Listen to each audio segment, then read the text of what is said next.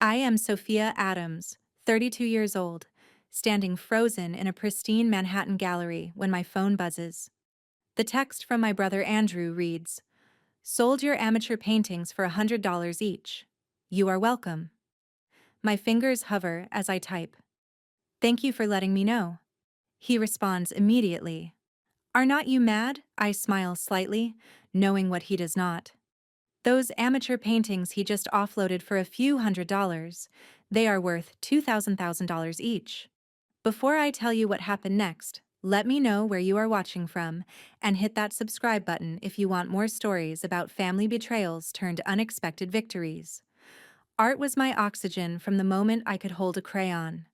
Growing up in Chicago with my practical parents, I filled sketchbooks while they filled spreadsheets. My father worked as an accountant. My mother taught mathematics at the local high school. They valued equations and balance sheets, things with definitive answers and clear purposes. My passion for colors and shapes for creating something from nothing puzzled them. They were not unkind about it, just confused. "It is nice that you enjoy your little hobby," my mother would say, patting my hand while examining my latest creation with a smile that never quite reached her eyes. Andrew, my younger brother by 4 years, absorbed our parents' pragmatism like a sponge.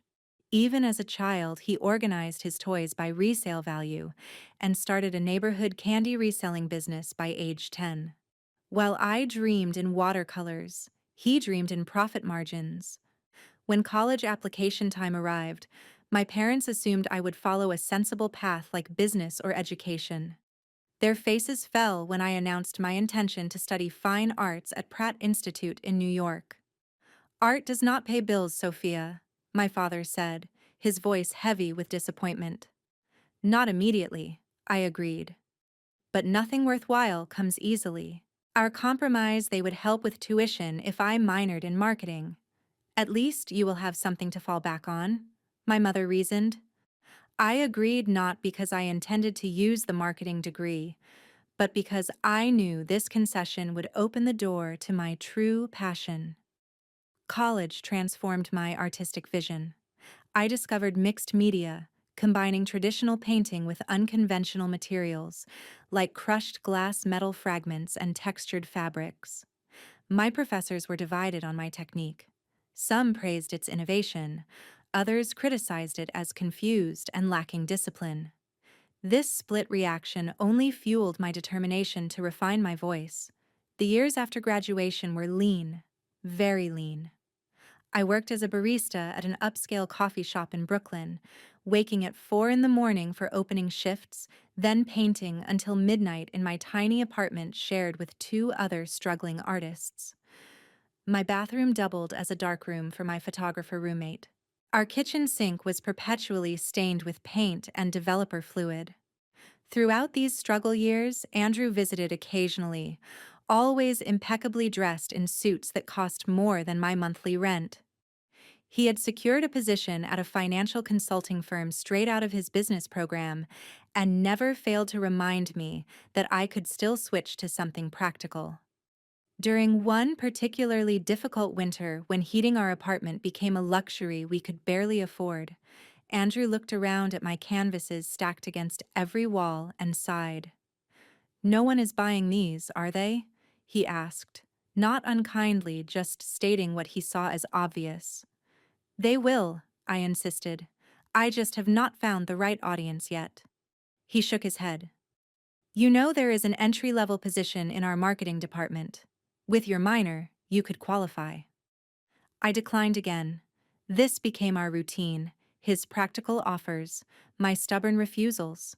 3 years ago, I had to vacate my apartment when the building was sold to developers. Between leases and desperately short on funds, I needed somewhere to store my early works, the pieces that represented my artistic evolution, but had not sold at the small gallery showings I had managed to secure. "You can keep them at my place temporarily," Andrew offered. "I have that storage room I never use." I gratefully accepted, carefully, wrapping 12 of my earliest mixed media pieces and delivering them to his spacious downtown apartment. These paintings, created during my final year at Pratt and first years struggling in New York, represented my artistic foundation, the DNA of everything I would create afterward. What I did not tell Andrew, what I did not tell anyone except my agent Lisa, was that things had finally started to change for me. Small ripples at first, a positive review in an online arts publication, an invitation to contribute to a group showing at a Chelsea gallery. Then, 6 months ago, the seismic shift renowned art collector Julian Reynolds happened to see one of my newer pieces at that group showing.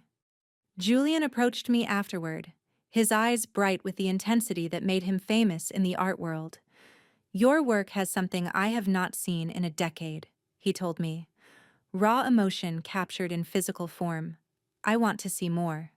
That conversation led to meetings with the prestigious Hartwell Gallery in Manhattan. The gallery director, Catherine Hartwell herself, reviewed my portfolio and offered what I had been working toward for 15 years, a solo exhibition. There was just one condition.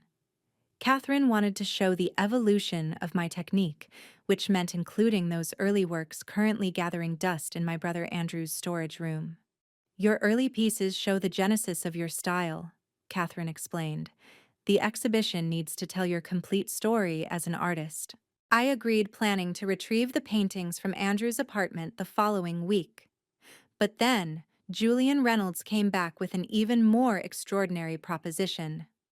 "I would like to purchase your entire collection," he said during a private meeting at his penthouse overlooking Central Park. "But I need to see those early works before finalizing the deal." The figure he mentioned made me dizzy. 7 figures. Enough to secure my future as an artist, to finally prove to my family that my hobby was actually my calling. "Of course," I said, trying to maintain my composure. "I can have them delivered to you next week. They are in storage at my brother's place." Julian and I scheduled a viewing for the following month, giving me plenty of time to retrieve my paintings from Andrew. I called him that evening to arrange a pickup time, but his assistant said he was traveling in Europe for business and would return in 2 weeks. No problem, I thought. There was still plenty of time before my meeting with Julian. What I did not know then was that Andrew had his own plans for my worthless art. The Hartwell Gallery always smelled like money, not in an ostentatious way, but in that subtle manner that speaks of quality and exclusivity. Polished hardwood floors, pristine white walls, and carefully directed lighting that made even empty spaces look valuable. I was standing in what would soon be my exhibition space, discussing installation options with Catherine Hartwell when my phone buzzed in my pocket. "Excuse me," I said, stepping aside to check the message. The text from Andrew hit me like a physical blow. "Sold your amateur paintings for $100 each. You are welcome." My vision tunneled momentarily. $100 each. The paintings Julian Reynolds was prepared to pay millions for, the cornerstone pieces for my upcoming exhibition. My hands trembled slightly, but I managed to keep my expression neutral as Catherine continued, pointing out lighting features across the room. "Sophia, what do you think about placing your largest piece here?" Catherine asked, turning toward me. "That would work beautifully," I responded automatically while typing. "Thank you for letting me know." It was all I could manage without screaming. My stomach clenched as I watched the typing indicator appear immediately. "Are not you mad? Thought you would be happy I cleared some space in my apartment." Those canvases were collecting dust for years. Before I could respond, my phone rang. Andrew's face appeared on the screen. "I should take this," I told Catherine, stepping into the gallery's empty back office. "So you got my text?" Andrew sounded pleased with himself. "I know you are probably shocked, but honestly, you should be thanking me. $100 each for those old paintings is pretty generous." The buyers actually seemed excited, which was weird, but I guess art people are different. I gripped the phone tightly, forcing myself to breathe slowly. "When exactly did you sell them?" I asked, my voice unnaturally calm. "Last weekend. These people called saying they saw your work somewhere and tracked you to me. I figured it was a scam at first, but they seemed legitimate. Paid cash on the spot. 12 paintings, $1,200. Not bad for stuff that was just cluttering my storage room. Each word was another nail in my coffin. My 12 foundation pieces worth millions sold for pocket change. Did they say who they were? I managed to ask. Some art acquisition company. Black something. Blackstone? Yeah, Blackstone Art Acquisitions. Very professional. They even gave me business cards. I kept one somewhere. Blackstone Art Acquisitions. I had never heard of them, but that would be my first research point. Are you still there? Andrew asked. Look, I know they were your hobby paintings, but you have moved on to new stuff, right? And now you have some cash. Maybe put it towards something practical. The familiar dismissal of my art as a hobby stung especially sharply now. I have to go, I said. I am in a meeting. Sure. Real job interview finally, that would be great news. I ended the call without responding and stood motionless in the empty office. 12 paintings. My early works. The pieces Julian Reynolds wanted to see before finalizing a multi-million-dollar purchase. The cornerstone of my exhibition at Hartwell Gallery. All gone for $100 each. The room seemed to spin slightly as the full implications hit me.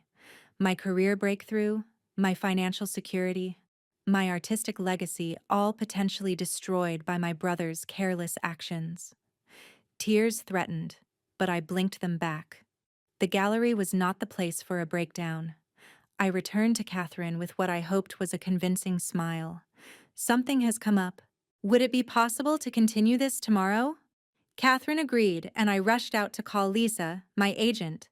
She picked up on the first ring. Julian Reynolds just confirmed the viewing date, she said excitedly. This is happening, Sophia. Lisa, my voice cracked. We have a problem. A huge problem. I explained what had happened, my words tumbling out in a panicked stream. There was silence on the other end when I finished. Your brother sold your early works without permission, she finally asked, her voice dangerously quiet. The ones Julian specifically wants to see? The ones Catherine needs for the exhibition? Yes. For $100 each? Yes. To Blackstone Art Acquisitions. You know them? Lisa's sigh was heavy.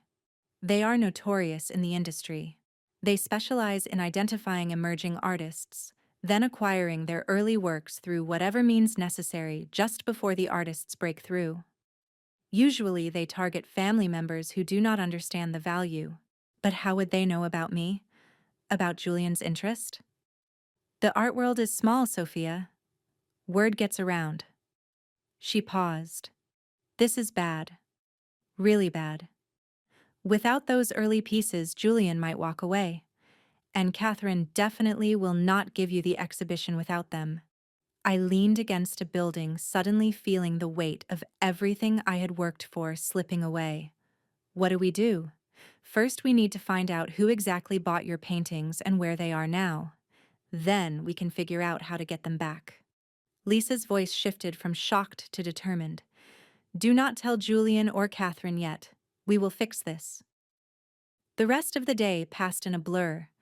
I returned to my apartment, a significant upgrade from my struggling years, but still modest by New York standards.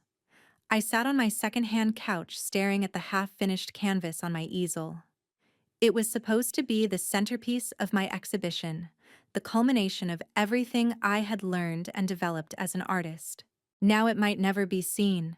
The tears I had been holding back all day finally came hot and angry. I cried for my paintings, for my career, for the years of struggle that seemed wasted now. But mostly, I cried because my own brother had so little regard for my work that he had casually sold it without a second thought.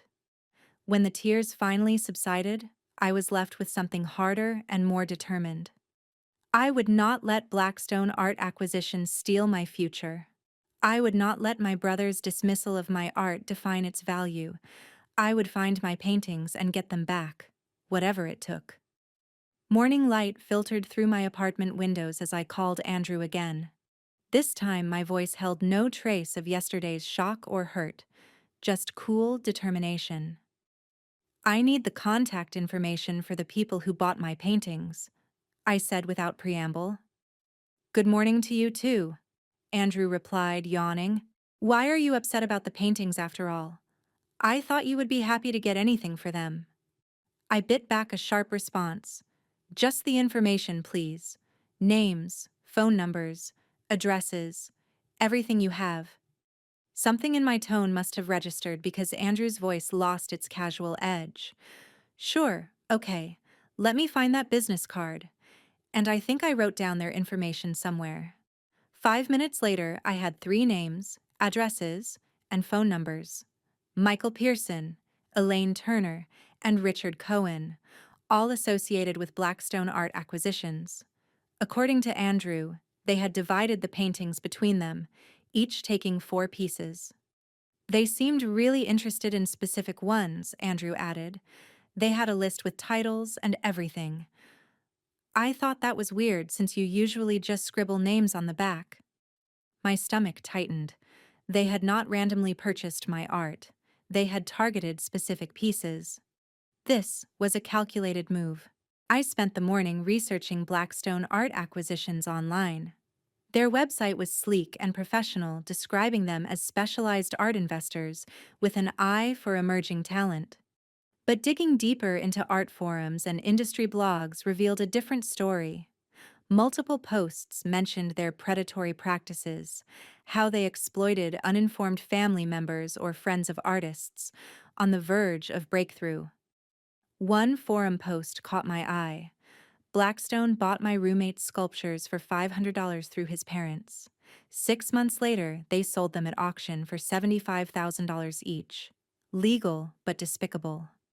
By noon, I had compiled enough information to understand what I was dealing with. Blackstone operated within legal boundaries, but exploited ethical gray areas. They researched artists attracting attention from major collectors or galleries, then acquired their early works before prices skyrocketed. I decided to confront them directly, starting with Michael Pearson, whose Manhattan office address suggested he might be the most accessible of the 3 buyers. His office occupied the 20th floor of a gleaming midtown tower. The receptionist eyed me skeptically when I requested a meeting without an appointment, but eventually ushered me into a minimalist office with a spectacular view of the city. Michael Pearson was younger than I expected, perhaps early 40s, with the polished appearance of someone who had never worried about making rent. He rose from behind his glass desk, extending his hand with practiced charm. Miss Adams, what an unexpected pleasure. I admired your work even before acquiring some of your early pieces. His smug smile told me everything. He knew exactly what he had done. You knew the value of those paintings when you bought them from my brother, I said, skipping any pretense of pleasantries. Pearson gestured for me to sit, seemingly amused by my directness. Business is about information asymmetry, Miss Adams. Your brother had something of value but lacked the information to price it correctly. I had the information but needed the asset. A mutually beneficial transaction occurred. Mutually beneficial? I repeated incredulously. You exploited my brother's ignorance to steal my work. Steal is a strong word for a legal purchase. Pearson leaned back in his chair. Your brother had possession of the paintings and agreed to sell them. I paid the asking price. Nothing illegal occurred. Where are my paintings now? Pearson smiled thinly. My 4 are being prepared for auction next month. Christie's, actually. They are quite excited about it, especially Fractured Memories No. 3. The pre-auction estimate is quite impressive for an emerging artist. My breath caught. Fractured Memories No. 3 was one of my most significant early pieces, a mixed media exploration of my parents' divorce that had taken months to complete. How much, I asked quietly. The estimate, 1.8 million. Of course it could go higher with the right bidders in the room.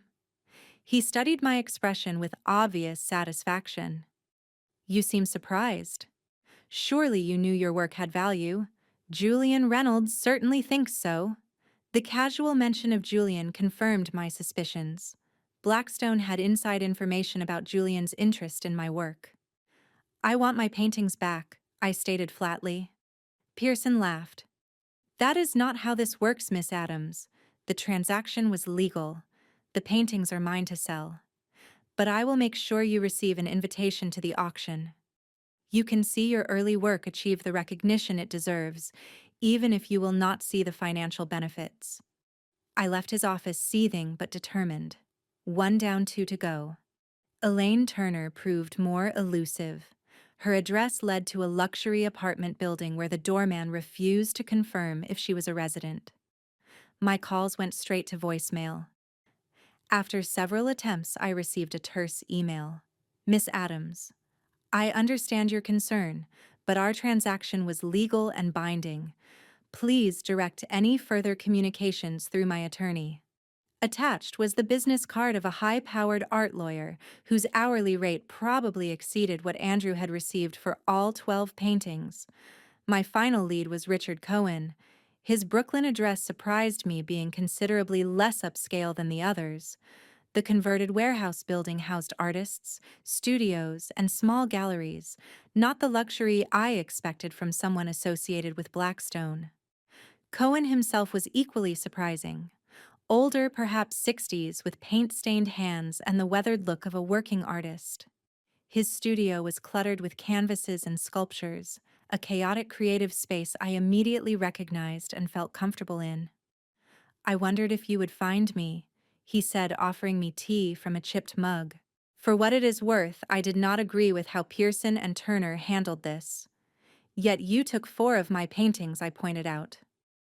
Cohen sighed, gesturing to a wall where my 4 pieces hung prominently. I did.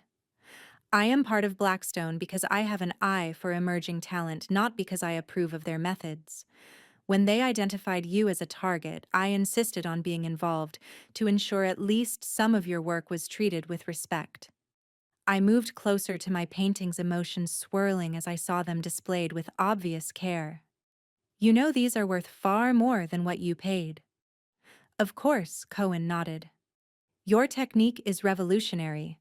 The way you embed memory into physical form through these textured elements is unlike anything in contemporary art.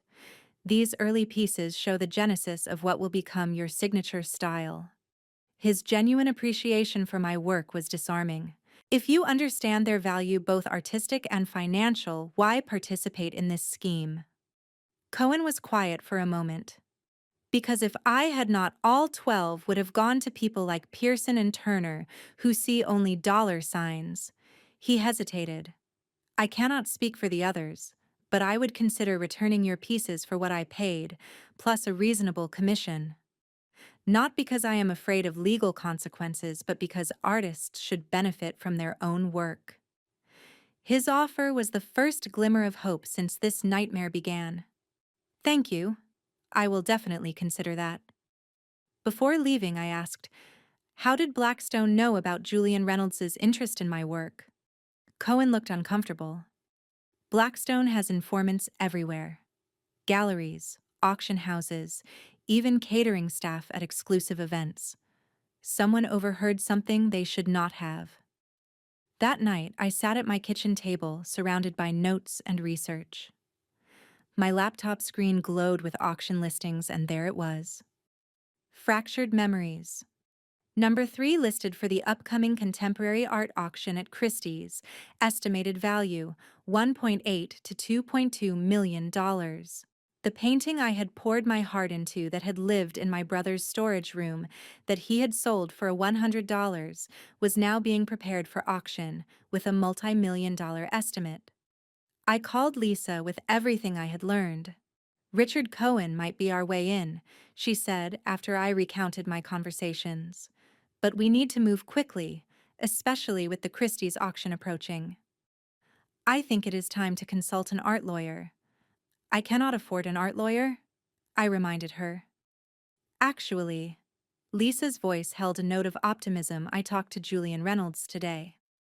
I did not mention the situation specifically, but I asked hypothetically what he would do if someone acquired artwork he was interested in through questionable means. And, he said, and I quote, I would bring the full force of my resources to correct the situation. I think if we tell him what happened, he might help. He is still very interested in your work, Sophia.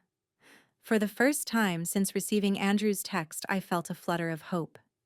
With Julian's backing and at least one sympathetic buyer in Richard Cohen, maybe I could recover my paintings before they disappeared into private collections or anonymous auction purchases. As I prepared for bed, my phone buzzed with a text from Andrew. Hey, those art people called again, asking if you had any more early pieces for sale. Do you... could be easy money? I stared at the message, torn between fury and disbelief at his continued cluelessness. Tomorrow, I decided. Tomorrow, I would make him understand exactly what he had done. Andrew's apartment was everything mine was not.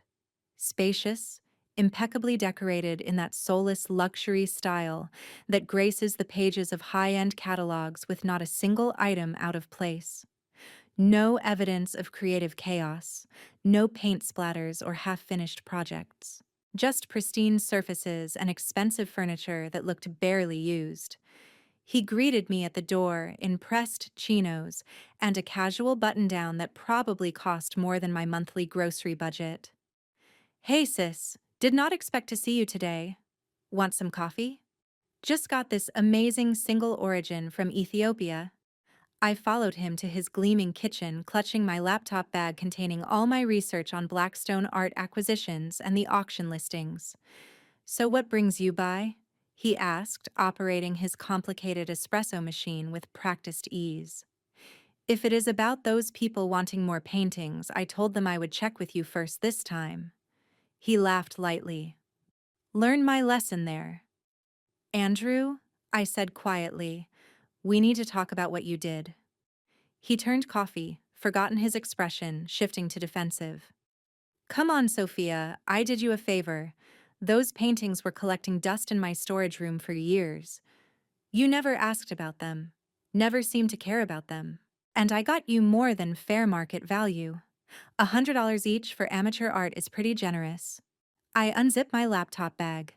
I need to show you something. We moved to his living room where I opened my computer and navigated to the Christie's auction site. This is one of my paintings that you sold. The one titled Fractured Memories Number 3. Andrew leaned forward, squinting at the screen. Yeah, that looks like one of them. So what? Look at the estimated auction price. His eyes widened as he read the listing. $1.8 to $2.2 million. That cannot be right. That has to be a mistake. It is not a mistake, I said, watching his face as reality began to dawn. That painting, the one you sold for $100, is expected to sell for around $2 million at auction next month. Andrew shook his head in disbelief, grabbing the laptop and scrolling through the listing details. This is your painting. Your actual painting. The one with all the weird textured stuff and broken mirror pieces. Yes, the same one that was in your storage room. The same one you sold without asking me. His face drained of color. But how? Why, it is just... I mean, you made it years ago in your tiny apartment. How can it possibly be worth millions now? Because I am good at what I do, Andrew. Because what you dismissed as a hobby is actually my profession, my calling. Because art experts and collectors recognize the value of my work even if my own family never did. He set the laptop down carefully as if it might explode.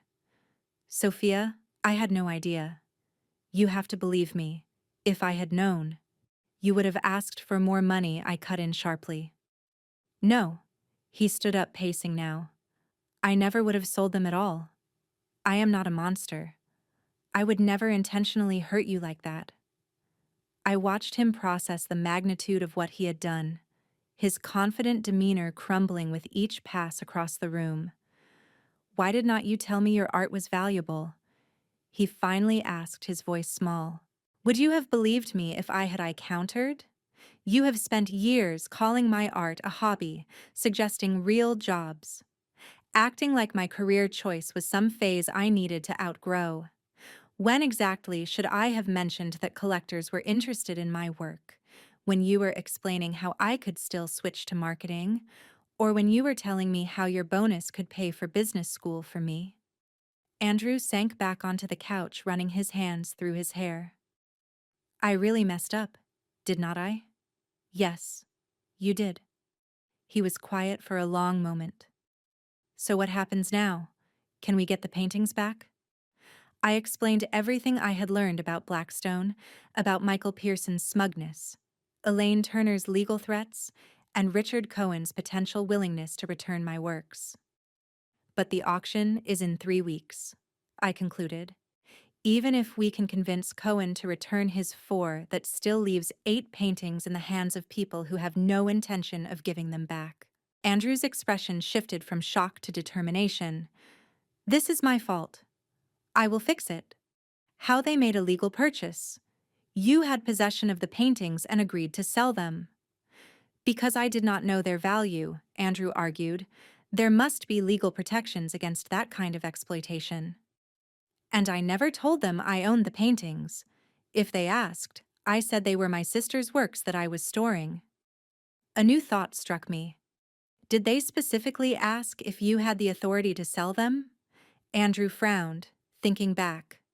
Number? They just asked if I was willing to sell, and I assumed.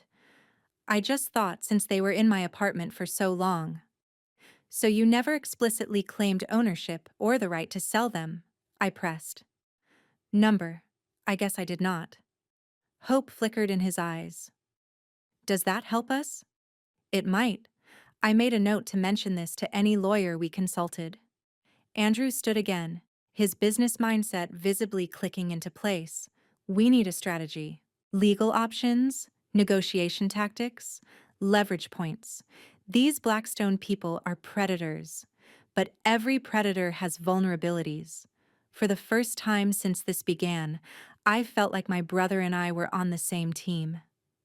First, I need you to understand something, Andrew. This is not just about money. These paintings represent the foundation of my artistic development. They are crucial for my upcoming exhibition at Hartwell Gallery and for Julian Reynolds's interest in my work. Without them, I lose opportunities that go beyond financial value. Andrew nodded slowly. I get it. Or at least I am trying to. He looked around his apartment, seeing it perhaps through new eyes. You know, when we were kids, I used to be so proud of your art. I would tell my friends my sister was going to be famous someday. You did. This was news to me. Yeah. But then we grew up, and everyone kept saying how impractical art was as a career.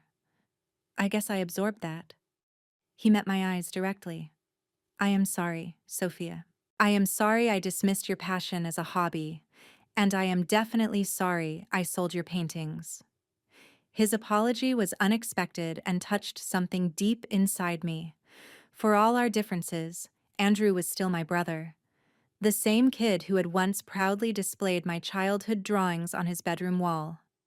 You do really good work, he said softly, gesturing toward the auction listing still visible on my laptop. Not that you need my validation, obviously. The art world has already decided that. Thank you, I said, meaning it. Now let us figure out how to get my paintings back. For the next hour, we brainstormed approaches, Andrew applying his business acumen to what he now recognized as a serious professional problem. It was strange but oddly comforting to have him fully engaged with my art career for the first time, even under these circumstances. We should start with legal options, he decided, pulling out his phone. I know some good lawyers through my firm. Not art specialists, but they can refer us to someone. By the time I left Andrew's apartment, we had the beginnings of a plan and, more importantly, a shared commitment to resolving this situation. The brother who had caused this crisis was now determined to help fix it. As I waited for the elevator, Andrew called after me. I really am sorry, Sophia. I know, I said. Just help me get my paintings back. I will, whatever it takes. Patricia Martinez's law office reflected her reputation as one of New York's premier art attorneys. Original works by recognizable artists adorned the walls, and her credentials from prestigious universities and high-profile cases filled one entire bookshelf. Andrew had pulled strings through his firm's legal department to get us this emergency consultation, and now we sat across from her explaining our situation. "Let me make sure I understand," Patricia said when we finished. "Your brother stored your paintings but never legally owned them. He sold them to Blackstone Art Acquisitions without explicit authority to do so. One painting is now listed for auction at Christie's with a multi-million-dollar estimate, and the others are presumably being prepared for similar sales." "That is correct," I confirmed. Patricia tapped her pen thoughtfully. "The good news is that your brother never claimed ownership, merely possession.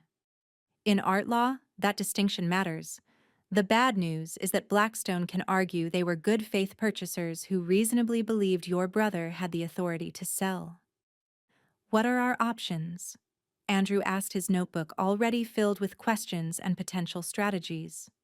"First, we send cease and desist letters to Blackstone, the individual buyers and Christie's asserting your ownership rights and demanding the return of the artworks." Patricia opened a folder on her desk. "Second, we file for an emergency injunction to stop the auction while ownership is being determined." "And if that does not work?" I asked. "Then we sue for conversion, which is the legal term for someone taking or selling property they do not own." She looked directly at Andrew. "Your brother could face some liability here, but Blackstone would be our primary target, especially if we can prove they knew, or should have known, he lacked authority to sell." Andrew nodded grimly. "I accept whatever consequences come my way. This is my fault." Patricia continued outlining our legal strategy, explaining the complexities of art ownership disputes and the burden of proof we would face. By the end of our 2-hour consultation, we had a clear path forward, beginning with formal letters to all parties involved. "Prepare yourselves," Patricia warned as we were leaving. "Blackstone has faced similar situations before and always fought aggressively. They have deep pockets and a team of lawyers on retainer. This will not be easy." She was right. The cease and desist letters triggered an immediate and hostile response. Michael Pearson's lawyer threatened a countersuit for harassment and business interference. Elaine Turner's legal team sent a 12-page response disputing every point of our claim. Only Richard Cohen responded personally, reiterating his willingness to return the paintings for his purchase price, plus a reasonable fee. Christie's response was polite, but firm. Without a court order, they would proceed with the auction as scheduled. Our emergency court hearing for an injunction was set for the following week, giving us precious little time to prepare our case. Lisa worked tirelessly gathering documentation of my ownership of the paintings, including photographs, exhibition records, and statements from professors who had supervised their creation. Julian Reynolds, once informed of the situation, proved to be a powerful ally. Not only did he provide a sworn statement about his interest in purchasing my complete collection, including the disputed works, but he also connected us with additional legal resources and art world experts willing to testify about the painting's provenance and value. "I despise predatory practices like Blackstone's," Julian told me during a call. "They exploit artists and undermine the integrity of the market. I am happy to help however I can." His support extended beyond moral and legal assistance. "My offer to purchase your collection still stands," he assured me. "In fact, I am willing to increase it. Given the market validation from Christie's estimate, I am willing to increase it, but I would want exclusive representation rights for your work moving forward." It was a generous offer, one that would secure my financial future and artistic career. But first, we needed to recover the paintings. The day of the injunction hearing arrived with a media presence none of us had anticipated. Word had spread through the art world about the dispute, positioning it as a David versus Goliath battle between an emerging artist and a predatory acquisition company. The courtroom was tense as Patricia presented our case, methodically establishing my ownership, Andrew's lack of authority to sell, and the dubious circumstances of Blackstone's purchase. Blackstone's lead attorney, a sharp-featured woman with a reputation for ruthlessness, countered that Andrew had presented himself as having authority to sell the works, that Blackstone had no reason to doubt this authority, and that they were therefore protected as good-faith purchasers. The judge, an older man with extensive experience in property disputes, questioned both sides rigorously. "Mr. Adams," he addressed Andrew directly, "did you explicitly tell Blackstone representatives that you owned these paintings or had authority to sell them?" Andrew, under oath, replied carefully, "No, Your Honor. If they asked, I referred to them as my sister's paintings that I was storing. I never claimed ownership or explicit authority to sell." The Blackstone attorney pounced. "But you did not tell them you lacked authority either, correct? You proceeded with the sale as if you had full rights to do so." Andrew acknowledged this point, which Patricia had prepared him for. "Yes, I wrongly assumed I could sell them due to the length of time they had been in my possession. That was my mistake." After hours of testimony and legal arguments, the judge rendered his decision. "While I find the circumstances of this sale troubling, I cannot conclusively determine ownership rights in an emergency hearing. Therefore, I am issuing a temporary injunction preventing the auction of Fractured Memories No. 3 and any sale of the other disputed works until ownership can be fully litigated." It was a partial victory. The auction was halted, but we were now facing a potentially lengthy legal battle to establish definitive ownership. As we left the courthouse, reporters swarmed us with questions. Patricia fielded most of them with professional restraint, but one question came directly to me. "Adams, how does it feel to have your brother sell your multi-million-dollar artwork for a fraction of its value?" Before I could respond, Andrew stepped forward. "That question unfairly characterizes what happened. I made a terrible mistake that I deeply regret and am working to correct. My sister is an incredibly talented artist whose work deserves recognition and fair compensation. That is what this case is about." His defense touched me deeply, especially given how easily he could have avoided public association with such an embarrassing error in judgment. The media attention had an unexpected benefit. By evening, the story had gone viral in art circles and beyond, with headlines like "Artist Fights to Reclaim Stolen Legacy" and "Predatory Art Dealer Exposed." Public sentiment was overwhelmingly on our side, putting additional pressure on Blackstone. Julian Reynolds called that night. "This publicity is priceless," he said. "Blackstone thrives in shadows. Public scrutiny is their kryptonite." "What do you suggest?" I asked. "Let me make them an offer they cannot refuse," Julian proposed.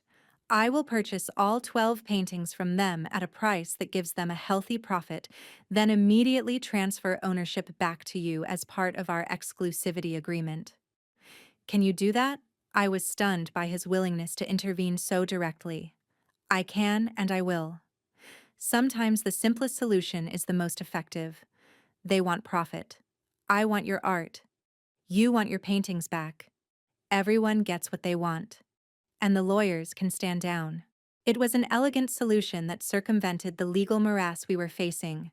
With Julian's resources and reputation, it just might work. True to his word, Julian's representatives approached Blackstone the next day with his offer. Michael Pearson initially refused betting on a legal victory, but when Julian increased his offer to well above even Christie's high-estimate pure financial calculation, won out. Elaine Turner followed Pearson's lead, accepting Julian's generous terms. Richard Cohen, true to his earlier statements, required only his original investment plus a modest fee. Within 72 hours of Julian's intervention, we had written agreements for the return of all 12 paintings. The legal battle that had threatened to consume months or years was resolved in days. though at considerable cost to Julian, who waved away my expressions of gratitude. "Consider it an investment in our future partnership," he said. "These paintings are coming home to you where they belong, and soon they will be the foundation of your exhibition at Hartwell Gallery, with my full support behind you." When I told Andrew the news, his relief was palpable. "So it is really over. We won." "Julian won," I corrected him. "He basically bought them all back at premium prices. Still, your paintings are coming home. That is what matters." Andrew hesitated. "Does this mean you are forgiving me?" I considered the question. The hurt and betrayal were still fresh, but so was the memory of Andrew standing beside me in court, accepting responsibility, using his connections to help me fight. "I am working on it," I told him honestly. "You helped fix what you broke. That counts for something." He nodded, accepting this partial absolution. "What happens next with your career?" "Exhibition preparations at Hartwell Gallery. Exclusive representation agreement with Julian Reynolds. The future I was working toward before this detour. I am proud of you," Sophia Andrews said quietly. "I always was, even when I did not understand your choices. I just forgot that for a while." Coming from my pragmatic, numbers-oriented brother, this acknowledgement of my artistic path meant more than he could know. Despite Julian's successful intervention and the signed agreements for the return of my paintings, we still faced one final hurdle. Christie's auction was proceeding with other contemporary art pieces, and Michael Pearson had insisted that Fractured Memories No. 3 remain in the auction as planned, with proceeds now directed to Julian instead of Blackstone. "It is a matter of principle," Patricia explained when I questioned this arrangement. "Pearson wants to prove the painting's market value to justify his original purchase, and show he was right about your work's worth." Julian agreed because it serves his interests too, establishing a public auction record for your art. So on a rainy Tuesday evening, I found myself seated in the elegant auction room at Christie's, flanked by Andrew and Patricia, watching as art collectors and dealers filled the space. Julian sat several rows ahead, occasionally turning to offer an encouraging smile. The auctioneer, a distinguished Englishman with impeccable diction, began the proceedings with practiced charm. I barely registered the first several lots, my attention fixed on the catalog page showing my painting scheduled as Lot 17. "Are you okay?" Andrew whispered, noticing my tension. "Not really," I admitted. "It feels surreal. People are about to bid millions for something I created in my tiny apartment while eating ramen noodles for dinner." He squeezed my hand supportively. "They are bidding millions because it is brilliant work. The value was always there even when it was in my storage room. I just did not see it." The room hushed as Lot 17 was announced. My painting appeared on the display screens, and the auctioneer began his introduction. "Lot 17, Fractured Memories No. 3 by Sophia Adams, mixed media on canvas, created in 2019. This important early work by the emerging contemporary artist shows her revolutionary technique, combining traditional media with textured elements. We will start the bidding at $800,000. I held my breath as a paddle raised immediately, then another, and another. $900,000, $1,000, $100,000. The bids climbed steadily, each increment representing more money than I had earned in my entire artistic career. I spotted Michael Pearson near the front, watching with a calculating expression as the value of what he had purchased for $100 soared. $100,000. The auctioneer acknowledged a new bidder in the back. $2,000. A woman near the middle raised her paddle. $2,200,000. The back bidder again. $2,500,000. A new voice from someone on the phone with a Christie's representative. My palms were sweating as the bidding continued, eventually settling into a rhythm between the phone bidder and a distinguished older gentleman near the front whom I did not recognize. $3,000. The gentleman offered calmly. The room buzzed with excitement. We had blown past the high estimate. $32,100,000 countered the phone bidder. After a brief pause, the gentleman shook his head slightly, declining to continue. $3,200,000 going once, going twice. The auctioneer surveyed the room one final time. Sold to the telephone bidder for $3,200,000. Applause rippled through the audience. I sat frozen, trying to process what had just happened. My painting, my expression of personal pain and recovery, had just sold for $3,200,000. The validation was overwhelming. As we exited the auction room afterward, I noticed Michael Pearson hovering near the door, clearly waiting for us. "Congratulations, Miss Adams," he said smoothly. "Quite an impressive result. Perhaps I should thank your brother for the opportunity to be part of your artistic journey." Before I could respond with the scathing comment forming on my lips, a voice behind us interrupted. "Mr. Pearson, I believe our business is concluded." Julian Reynolds appeared, flanked by his assistant and a security guard. "The painting will be delivered to my gallery tomorrow as agreed." Pearson's smile tightened. "Of course, Mr. Reynolds. Always a pleasure doing business with you." As Pearson retreated, Julian turned to me. "There is someone I would like you to meet. Sophia, the buyer of your painting." He led us to a private room where a striking woman in her 60s waited, exuding the quiet confidence of old money and refined taste. "Sophia Adams, meet Eleanor Harrington." Julian introduced us. "She is the anonymous telephone bidder who purchased your work tonight." I extended my hand, somewhat awestruck. Eleanor Harrington was a legendary collector whose acquisitions inevitably appreciated in value. "Your painting speaks to me," Eleanor said, clasping my hand warmly. "The way you embedded memory and emotion into physical form is extraordinary." I knew I had to have it the moment Julian showed me images of your work. "Thank you," I managed. "It means a great deal to have someone like you appreciate my art." Eleanor smiled. "Julian has told me about the unfortunate circumstances surrounding these paintings. Rest assured, Fractured Memories number 3 will be well cared for in my collection. And I would be very interested in acquiring future works directly from you without the drama." After she departed, Julian revealed the final part of his plan. "Eleanor is a longtime client and friend. When I explained the situation, she agreed to purchase the painting at auction, then loan it back to us for your Hartwell exhibition. After that, it will join her collection, but with a formal agreement that it must be made available for any retrospective of your work in the future." It was an elegant solution that served everyone's interests while ensuring my artistic legacy remained intact. Outside, Christie's, a small group of reporters had gathered, alerted to the record-breaking price for an emerging artist. Julian handled most questions with diplomatic skill, but when asked about Blackstone's role, he responded with carefully measured words. "Tonight's result validates what legitimate art experts already knew about Sophia Adams's work. Unfortunately, some entities in the art world prefer exploitation to proper recognition and compensation of artists.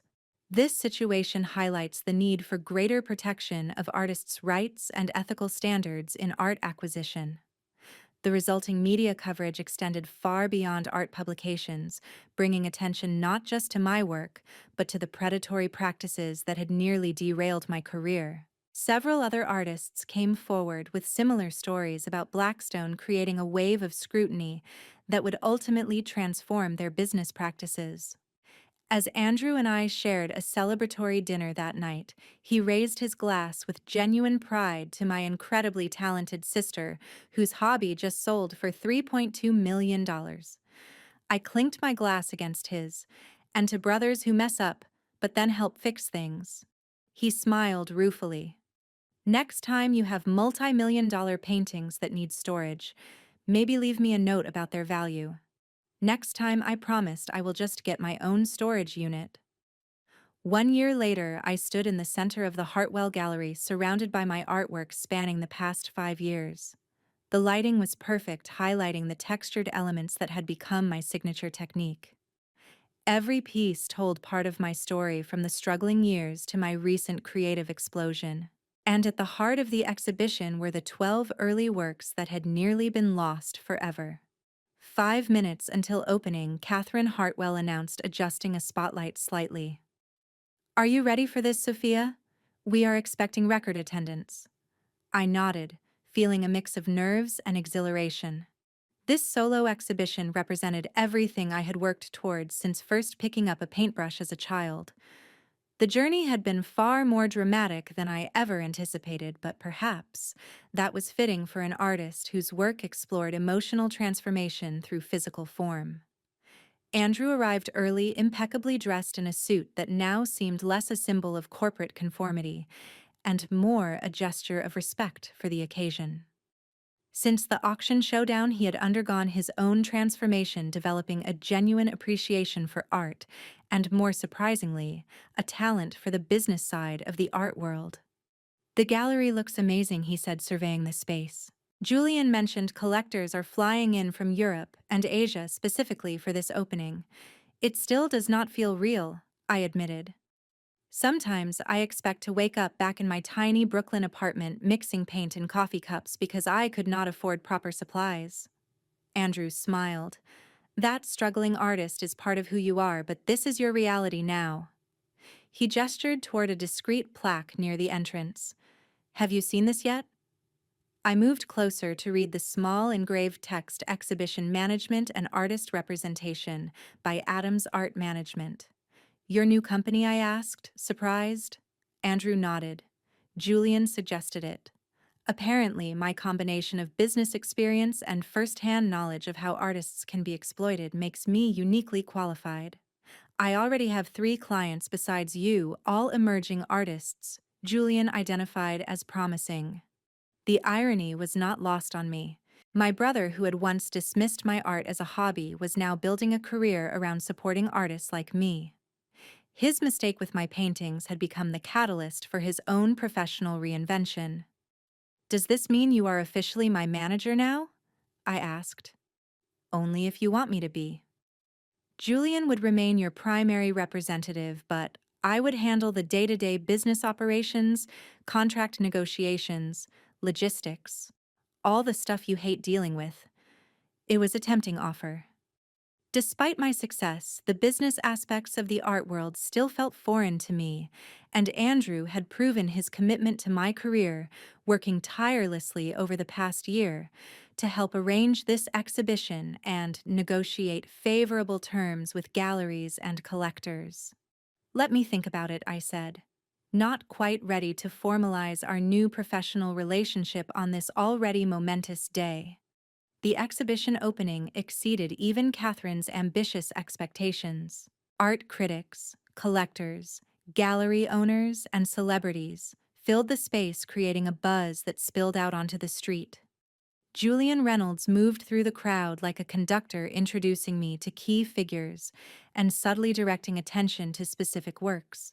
Fractured Memories #3 on loan from Eleanor Harrington's collection drew particular interest, its auction price making it something of a celebrity in its own right.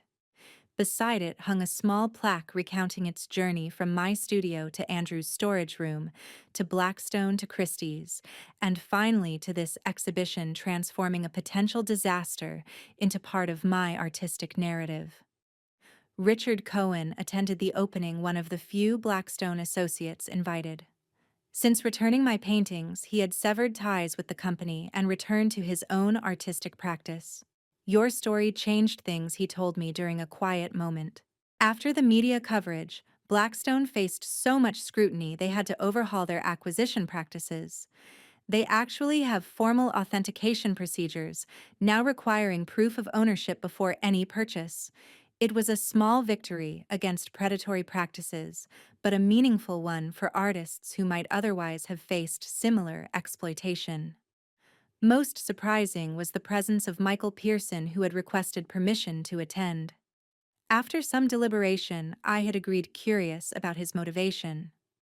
"Congratulations on your success," he said when we eventually crossed paths. "I underestimated you."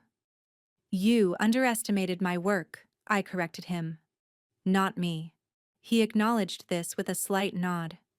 In my defense, I recognized its value before most of the art world did, and tried to profit from that recognition without compensating the artist.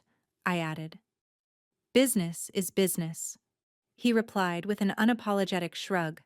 But I will say this. Watching you fight for your work, seeing your brother transform from liability to asset, observing Julian Reynolds stake his reputation on your talent, all of it has been educational. You have more allies than most artists in your position. His observation was accurate. Throughout the crisis, I had discovered the strength of my support network, from Lisa's unwavering belief in my talent to Julian's willingness to invest significant resources in my career, to Andrew's determination to correct his mistake.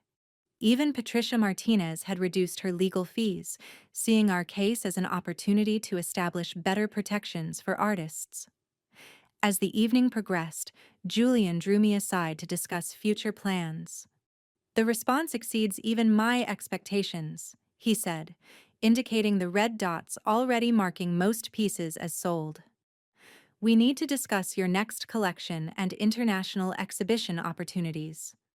I have been experimenting with new techniques, I told him, incorporating sustainable materials, exploring the intersection of memory and environmental consciousness. Julian smiled approvingly. Always evolving, that is what separates lasting artists from flashes in the pan.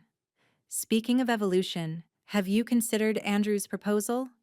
Having him manage the business aspects would free you to focus entirely on creation. I am leaning toward yes, I admitted. He has proven himself, and there is something poetic about transforming his greatest mistake into a partnership. Family dynamics in the art world can be complicated, Julian warned, but when they work, they can create powerful synergy. By the end of the night, the exhibition was declared a triumph. Every available piece had sold, and Catherine was already discussing a follow-up show the next year. Critics praised my revolutionary textural vocabulary and authentic emotional resonance, validating the artistic vision I had defended so fiercely. In the empty gallery after everyone had left, I found Andrew sitting alone contemplating Fractured Memories. Number 3. I still cannot believe I sold this for $100, he said as I joined him. Technically, you sold it for $3.2 million, with a very inefficient middle step, I pointed out with a smile. He laughed. True. And now look at us. You, a celebrated artist with sold-out exhibitions. Me, an art manager with a growing client list. All because I made the colossal mistake of selling your paintings.